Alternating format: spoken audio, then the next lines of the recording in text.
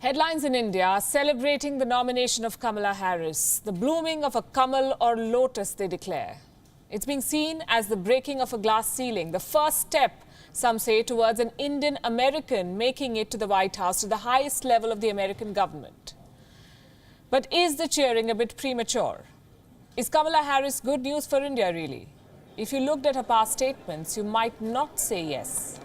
We did. We went through her past statements, and there are some things she said that India will not like. Kamala Harris has been a vocal critic of India's Kashmir policy, more specifically the decision to revoke the special status to Jammu and Kashmir. Last year, Harris was running her own campaign for the Democratic nomination. On 2 occasions, she was asked about India's Kashmir decision, and on both occasions, she backed the demand for intervention. In September last year, Harris issued this message to India. Reminding people that they are not alone and that we are all watching.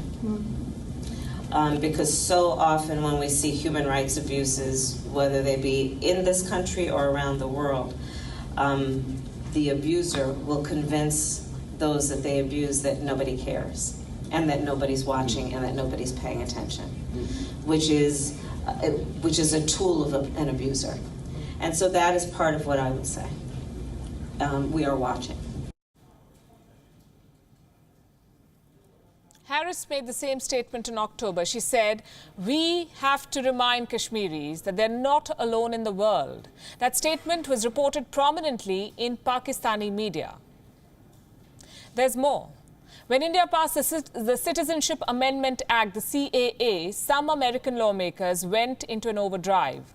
5 Indian American lawmakers, all of them Democrats, spoke out against the CAA. Raja Krishnamurthy, Pramila Jayapal, Ro Khanna, Amy Bera, and of course Kamala Harris. Out of these 5, Pramila Jayapal pushed a resolution in December. It urged India to end the restrictions in Jammu and Kashmir.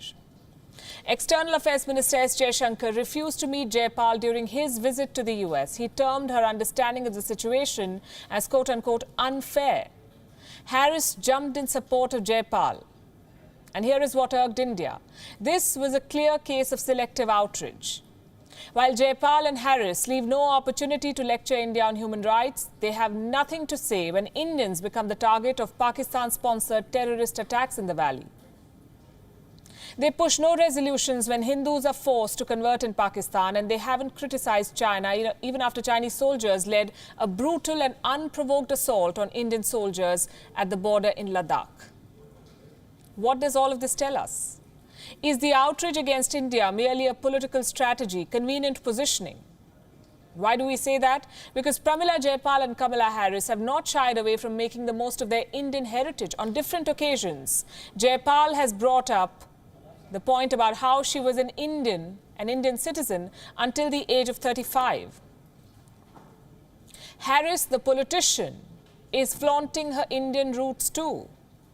After the announcement today, Maya Harris, the sister of Kamala, put out this video. It features their mother, Shamala Harris. She immigrated from Chennai to the US. The Post says, and I'm quoting, "You can't know who Harris is without knowing who our mother is. Know our mother and sisters are smiling today." It's a touching message, one that has won praises from Indian Americans.